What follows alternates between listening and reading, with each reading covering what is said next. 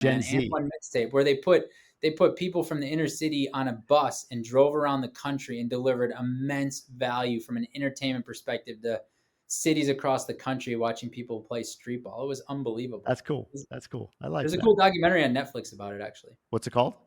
I think it's called And One. And One. All right, I'll have to check that out. I like Netflix for documentaries. I just watched the Beckham docuseries. I Do thought you think that he had was the awesome. affair? What's that?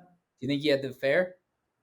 I don't know. I know that this is just, again, not too much attention, but like if he did and he and his wife resolved the whatever you want to call it, the poor judgment between them, then I respect that. Like this idea that people are infallible, man. Like, this guy, dude, he was the biggest star in the world for right at that point. Yeah. The best looking dude in the world. Did he have a weakness? Did he have a moment? Maybe. And I'm not saying it's justified, but like, sure, I could see where that would happen. So how did they resolve it? Did they resolve it? If they did, then power to them. Like this whole thing, like, oh, he had an affair, throw him out. I don't like that. I never liked that mindset. It's like, again, I don't condone the act, but it is an act like many other acts. People have, been drunk, abusive people at some point in their marriage and then righted themselves and their spouse stayed through it. We know a guy, he's been on this podcast, Rob Rosell talks about like, I'll never forget his story talking about his wife when he was a crack meth addict and he had no teeth and he's a fucking mess and going to jail. And he's talking about his wife today. I'm like, wait a minute, is that the same woman? He goes, yeah. I'm like, she stuck through? Like, yeah, she did. Right. So like, if he did, I don't know. I'm with you. If you were to ask me to put up like net worth on it, I would say yes. Yeah. I would say yes. I'm with you though. Like I always look to, especially if it's like a celebrity or somebody I look up to, but I always look to people like, why do I idolize them or why do I want to be with them? Why do I want to be friends with them? Like Tiger Woods is another great one, right? Yeah. When he went through his scandal, I was still like a big Tiger Woods fan. People were like, how could you do that after what he did to his wife? I'm like, wait, time out. Do we really know personally what he did to his wife? Like, right. No, we have no idea. And I never idolized him for the husband he was because I don't know if he was good or bad. He might have been great. I have no idea. I don't idolize him for the father he is because I have no idea if he's good or bad. I got no idea.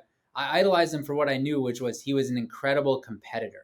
And his mind was stronger than most other people he was competing against. Same is true of David Beckham. I didn't look up to him for the husband he was or the father he was. I looked up to him for the soccer player he was. And he was an incredible soccer player. Incredible. Yeah, he was amazing. Incredible. It's so funny. Like, I think if the pandemic taught us anything, it's wait before you just buy the headline that you read, right? Like just wait. Von Miller, I'm a big Bills fan. Von Miller, like, I don't know if you saw this, like he just turned himself in, apparently choked his wife, girlfriend, mother of his kids, out a couple of times. And I mean, that doesn't sound good. I don't like he's turning himself in. So there's obviously something happening there, but I don't know the whole situation. I'm not saying like, he's innocent. I really don't care. He's whatever, but I don't like the idea of jumping to the conclusion. And I remember in the pandemic, I read, like, there were two articles that I read the articles, but the headline, one was DJ LeMahieu, who was the third baseman for the Yankees. And the headline in the New York Post was like, LeMahieu talks about the terror of his COVID diagnosis, right? So what would you think that means? If you read, talks about the terror, like define for me what happened to him in COVID then when he got COVID. He almost died. He had no symptoms. Yeah. It was just scary to hear it. Oh my God. And he had zero symptoms. And then there was another one. I was an Atlanta Braves pitcher. And the headline said, I prayed to God not to take me. Or I please God, don't take me. And it said, and I'm like, wow, what the fuck? It goes into it about COVID. He's like, man, it got bad one night. I almost had to go to the hospital. I mean, I get it. It was a rough night. The news is the new. I had COVID a few times. You get the fever, shitty. The news is hyping it up even more. Like, oh my God, I got this thing. Here it goes. Am I going to be one of these casualties in COVID? Because at the time, that's what we thought it was. But the headline was so sensationalized versus what was in the article. He never even went to a hospital, let alone was hospitalized. It just, right. That shit drives me nuts. So always wait on the headline. Don't believe the headline. Anyway, I think that's smart. We got a couple minutes before the end of our time together. I'm taking you to the wire, but I want to hear a little bit more about GoBundance. So you gave me your number one thing that you're most excited about in 2024. I can talk about GoBundance, but I'd rather talk a little bit about how people should be leading through 2024. So like at GoBundance in the community, we focus on like being accountable. And I think each and every one of us needs to be more accountable to ourselves, to our families, to our children, to our spouses, to our parents, to our community. And so as we enter 2024 today, when we're recording this, it's December 1st. Like this is the first day of my year for 2024. So I start my year in December. Everybody else waits till January. So I believe that I get a head start on everybody else's year, but I would just tell each and every person, if I could say one thing to them, is have a vision for your life in 2024. Otherwise, the headlines, the Hollywood being right or left, landslide from Trump, whatever bold prediction you have is going to take hold of your life, take hold of your energy, and take you wherever it wants it to go. So, I think that's one of the things at GoBundance we focus so much on is control what you can control, have a vision for your life, set goals, be a good husband, be a good father, build good business, contribute back to your communities, and do really cool stuff. Each and every person has the abilities to do that themselves. Hold yourself accountable, set some goals, write them down, even if it's 3, even if it's 5, it doesn't matter the number, and track it. Tape it to your mirror. Look at it every day when you brush your teeth and watch what the universe, God, energy, whatever you believe in, watch what it will do for you when you have a vision for your life and you pursue it relentlessly. Well said, man. It's like you should run a tribe of high-performing men. Worth $5 billion. Like, yeah, it makes sense. No, man, I'm so lucky. All the lessons I've learned from them. And I think, one of the things that I like to think of is my superpower is I am an incredible R&D'er, rip-off and duplicator.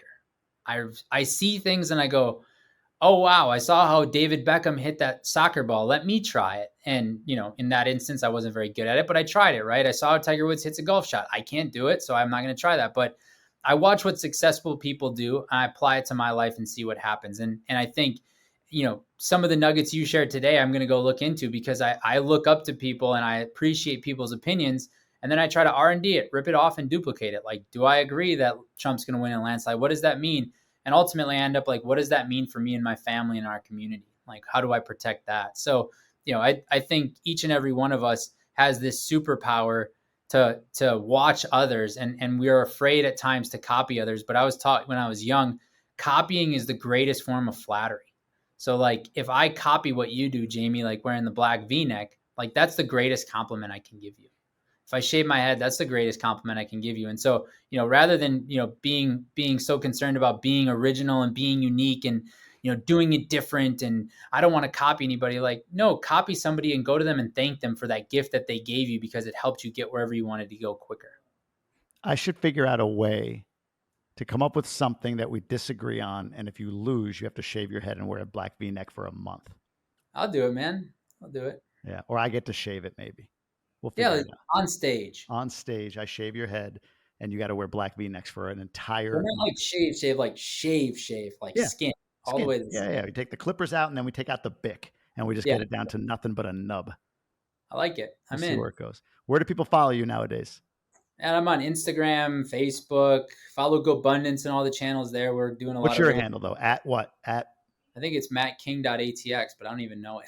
I think that's right. mattking.atx is, I think, the right one. So. I don't even know it, but I think like continue to listen to shows like this, and I mean, what I would encourage everybody to do too is habit stack. Like, don't stop what you're doing in your life to listen to this, but play it while you're at the gym. Play it on your drive to work. Like, start to habit stack and see what that does for your life too. That's another cool thing we focus on in GoBundance. So yeah, Instagram, Facebook, follow GoBundance, follow Tribe of Millionaires to hear what we're up to and what we're doing. And I really enjoyed the time today, man. It's been fun. Yeah. I hope you're right on all 3 of your predictions. I hope it's 3 for 3.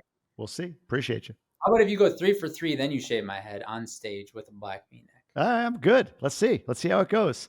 Prices skyrocket. Trump wins in a landslide, and Hollywood. I don't know how we measure all those, but yeah. Well, Trump's easy. But the other two are hard. So We'll see what happens. I appreciate you, man. It's been fun. We'll talk. Thanks for watching. If you want to see this entire episode, just click or tap here. If you want to see another clip from this channel, click or tap right here.